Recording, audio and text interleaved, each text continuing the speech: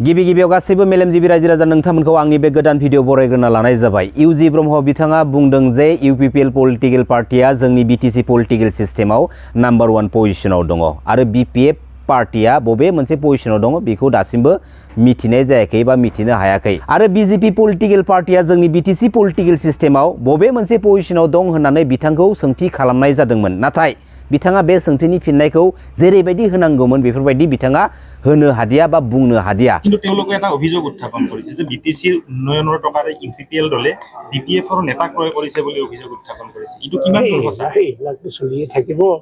এতিয়া মানে যিসকলে আহিছে তেওঁলোকক সোধক কিমান টকা পাইছে তেওঁলোকে।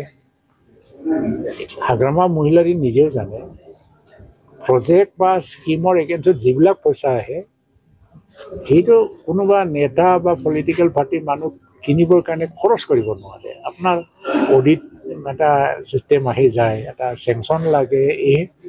ক'ত আছে এইটো চিষ্টেম যে পলিটিকেল পাৰ্টি লিডাৰ কিনিবৰ কাৰণে দিব এডমিনিষ্ট্ৰেটিভ এপ্ৰুভেল চেংচন দিব জানো? আমাৰ ৰুলে তেওঁলোকে অভিযোগ উত্থাপন কৰা মতে টকাৰ ৰাজনীতি চলিছে নেকি?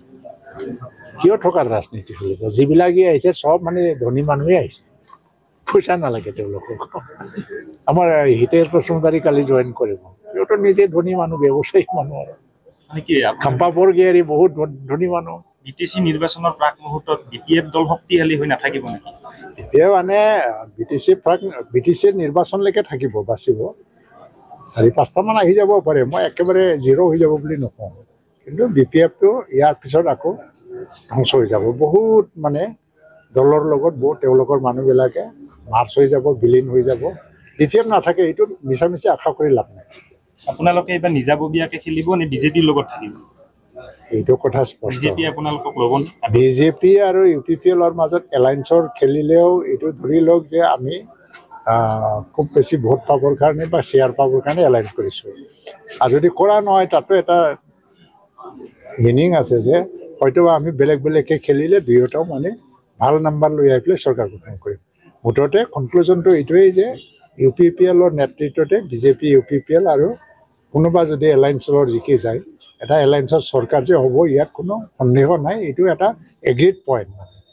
প্ৰমোদ বৰুৱা আৰু ইউপিপিএলৰ নেতৃত্বতে এলায়েন্স চৰকাৰ হ'ব। কিন্তু নিৰ্বাচনটো আমি যদি সুকীয়াকৈ যদি খেলিব লগা হয় তেতিয়া ধৰিব যে গ্ৰাউণ্ড লেভেলত সুকীয়া খেলিলেহে আমাৰ বেছি চিট আহি যাব। আৰু যদি এলায়েন্সত খেলিবলৈ যাওঁ তেতিয়া ধৰি ল'ব যে এলায়েন্সটোৱে বেষ্ট। মানে সেইকাৰণে এইটো আমাৰ এলায়েন্সত খেলিলেও সুকীয়া খেলিলেও এটা মিউচুৱেল আণ্ডাৰষ্টেণ্ডিং। বিটিসিত শক্তিশালী দল হিচাপে অকল ইউপিপিএল আছে নেকি? ইউপিপিএল নাম্বাৰ 1, ইউপিপিএল নাম্বাৰ 2 নম্বৰত কোন আছে?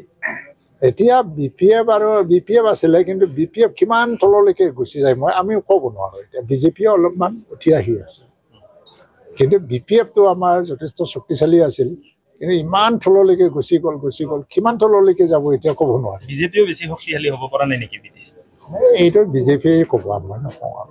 थांनाय बबेबा मोनसे समाव पलिटिकेलि कनफारेन्सनि गेजेरजों बिथाङानो बुंदोंमोन जे जोंनि गभर्नमेन्टनि समाव सोरबा बिपिएफनिया, सोरबा कंग्रेसनिया बा सोरबा आदार्स पलिटिकल पार्टिसनि लिडार्सफोरा, मावथिफोरा, मेम्बार्सफोरा जोंनि गभर्नमेन्ट थानाय समाव जेबो स्किम मोना, जेबो सुबिदा मोना होननानै। दा बिथांनि जाबायदि पलिटिकेलि बिबुंथि लाखिनाय बे बाथ्राया पलिटिकेलि जोंनि गेजेराव डिभाइड एन्ड रुल, जोंनि गेजेराव गावस्रा होनाय माखासे थासारिखौसो माने लाबोनो नाजानायखौ जों नुनो मोन्दोंमोन। थांनाय मोनसे समाव बिथाङाबो जोंनि माहारिनि थाखाय सोमावसारबोनाय सासे गोख्रों दैदेनगिरि बा लिडार।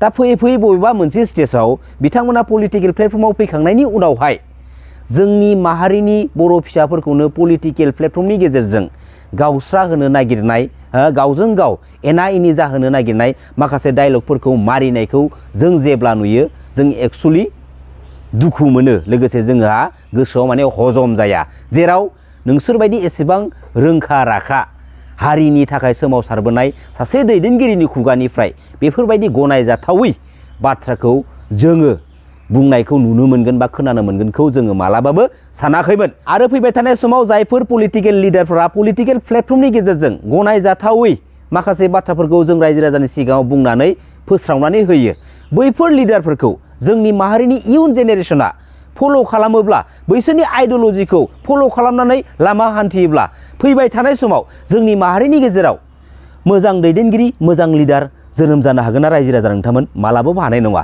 आरो बेफोरबायदि बाथ्राखौ लाबोग्रा दैदेनगिरिफोरखौ जों जुदि फल' खालामोब्ला जोंनि माहारिया बेफोरबायदिनो दिनै एसे गाबोन एसे गाज्रि थासारिजोंसो थांबाय थानांगोन। बिएसि बिटिसि बिटिआर जानायनि सिगाङावहाय जोंनि बर' माहारिनि गेजेराव बर' हालामफोराव मा दङमोन? जेबो गैयामोन, लाथिख' दंमोन, लाथिख'। आरो बे आसाम स्टेटनि पलिटिकेल सिस्टेमनि गेजेरजों जोंनि बर' माहारिया जेरैबायदि हेफाजाब जेरैबायदि मोननांगौ मोन्थायफोरखौ मोननांगौमोन जों मोनबोनो हादोंमोन ना?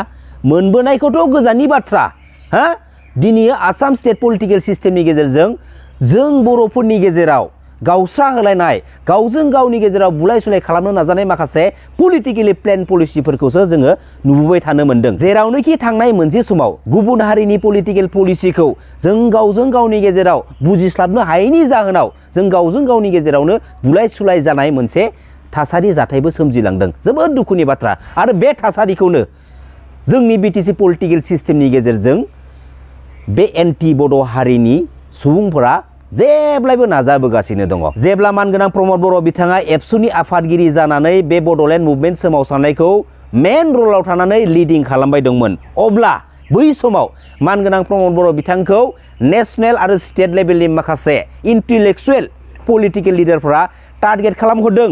बे मानसिखौ बे बिटिसि पलिटिकेल सिस्टेमाव जों जुदि लाबोनो हायोब्ला जों वान साइड पलिटिकेल प्लेटफर्माव जों स्टेन्ड खालामनानै बिनि हेफाजाबजोंनो जोङो पलिटिकेल रुलखौ बे बिटिसि पलिटिकेल सिस्टेमाव खालामनो हागोन। नाथाय बै नेसनेल आरो स्टेट लेभेलनि माखासे इन्टेलेक्सुवेल पलिटिकेल लिडारफ्रा जेरैबायदि थांखि लानानै जेरैबायदि मिशन लानानै बे बिटिसि पलिटिकेल सिस्टेमाव एन्ट्रि मारिदोंमोन बेफोरबायदि बिथांमोना साक्सेसफुल खालामनो हादिया आरो जोंनि हारिनिनो माखासे जोंनि माहारिनि सेन्टिमेन्टेल गोनां पलिटिकेल लिडारफ्रा साक्सेसफुल जानो होदिया रायजो राजा नोंथांमोन। आरो फैबाय थानाय समाव बेनि फोरमानखौ बे आपकामिं 2025 बिटिसि बिसायख'थिनि गेजेरजोंनो रोखा फोरमान मोनगोन। समखौल' नेनानै था। दिनै जोंनि माहारिनि गेजेराव ओरैबायदि पलिटिकेल लिडार दङ जायफोर पलिटिकेल लिडारफ्रा जोंनि माहारियारि आफाद दुलाराय बर' फरायसा आफादखौ इउज खालामनो नाजाबाय थायो आरो बैफोर लिडारफ्रा दुलाराय बर' फरायसा आफादनि हेफाजाब मोनामोनब्ला बा हेफाजाब मोनाब्ला बिसोर जोंनि बिटिसि पलिटिकेल सिस्टेमाव मालाबाबो स्टेन्ड जानो हाया। 100% बुंदां, बिस्रा गोहोआनो गैया। सिदा बुंखाबाय आङो, मिथिबाय रायजो राजा नोंथांमोन, बिस्रा खुनु खेमथा गैया पार्सनेलि जोंनि बिटिसि पलिटिकेल सिस्टेमाव स्टेन्ड जानानै गावनि पावारजों जों रायजो राजाखौ इमप्रेस खालामनो हानाय बिस्रा जेबो गोहो गैया, बिस्रा जेबो पावार गैया, जेबो पार्सनेलिटि गैया बिस्रा। दिनै मानगोनां प्रमद बर' बिथांनि बिटिसि गभर्नमेन्ट सालायनायखौ बै नेसनेल आरो स्टेट लेभेलनि माखासे इन्टेलेक्सुवेल मास्टार माइन्डेड पलिटिकेल लिडारफोरा नोजोर लाखिबोदों, नोजोर होदों आरो बैसोरो दिनैनि बे स्टेजाव रोखा फोरमान मोनदों जे मानगोनां प्रमद बर' बिथांनि दैदेननाय गभर्नमेन्टआ दिनै 4 इयार्स कमप्लिट जालांबाय, 5 इयार्स कमप्लिट जानो थांगासिनो दं। नाथाय जेरैबायदि बिटिसि पलिटिकेल सिस्टेमनि गेजेरजों एसेब्लाबो माने कन्डिशन एन्ड थासारिफोरखौ माने आपग्रेड जानायखौ नुनो मोननांगौमोन, दिनै नुनो मोनदिया। जायनि जाहोनाव दिनै मानगोनां प्रमद बर' बिथांखौ मोखां साइरर' जानानै मिडियानि सिगाङाव बाथ्रा बुंफैबाय थानायखौ जों नुनो मोन्दों आरो जों दिनै रोखा फोरमान मोन्दों बिथांमोननि पलिटिकेल केरियाराव बिथांमोननि पलिटिकेल बेकग्राउन्डआव आन्दोयै माबा मोनसे पलिटिकेल गेम प्लेया बिसोरखौ माने हेरेसमेन्ट होगासिनो दङ। नंगौना नङा रायजो राजा नोंथांमोन? दा फैबाय थानाय समाव समानो जोंखौ फोरमान होगोन। बे समखौल' जों रायजो राजाफ्रा नेनानै थानांगौ। बिथांमोना बयबो मिथिगौ आरो गोबाङानो बे बाथ्राखौ सोंदों जे खाम्फा बरगयारि बिथांखौ मा बिबान होगोन।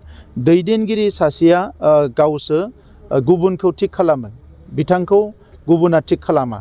दा नंखायनो बिथाङा दैदेनगिरि हिसाबै फैदों, दैदेनगिरि हिसाबै दैदेनगोन। दिनै मानगोनां प्रमद बर' बिथाङा बुङो सासे दैदेनगिरिया दैदेनगिरि महरै दैदेनलांबाय थागोन, नाथाय बे दैदेनगिरिया दैदेनलांनांगौनि थाखाय बबे मोनसे जायगायाव बबे मोनसे स्टेजाव थानानै दैदेनलांगोन। दिनै बिहा जेबो जायगायानो गैयाबा बबे जायगायाव थानानै बबे जायगायाव गसंनानै बियो दैदेनलांनांगौ जाखो रायजो राजा नोंथांमोन? दिनै मोनसे गामिनि मोनसे समाजखौ दैदेनलांनो थाखाय गामियाव मोनसे आफादगिरि नेहाथारिजों लोगोसे माखासे मेम्बार्सफोरखौ दानानै मोनसे गामिखौ सालायलांनो थाखाय मोनसे आफाद दानानै होनाय जायो।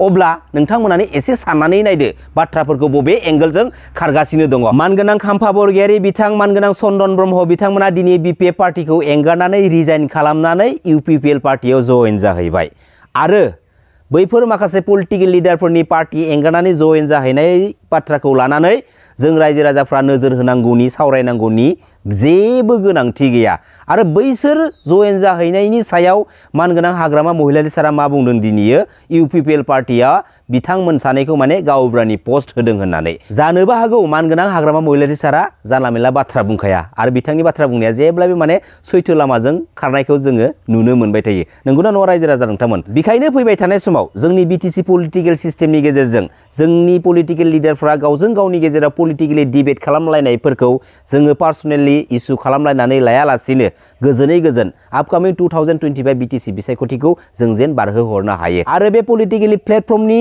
माखासे डिबेट खालामलायनायखौ लानानै जायफोर सुबुंफ्रा पार्सनेलि इसु खालामलायनानै गावजों गावनि गेजेराव नांलायलायनाय बुलायलायनो नागिरनाय धमकि होलायनो नागिरनाय खालामनो नागिरो बैफोर सुबुंफ्रा एक्चुअलि बुहुमनि बयनिख्रुइबो थार्ड क्लास लेभेलनि जाम्बा सुबुंसो नंगौना नङा रायजो राजा नोंथांमोन खुलुमबाय जै बर' हारिनि जै बर' बिमानि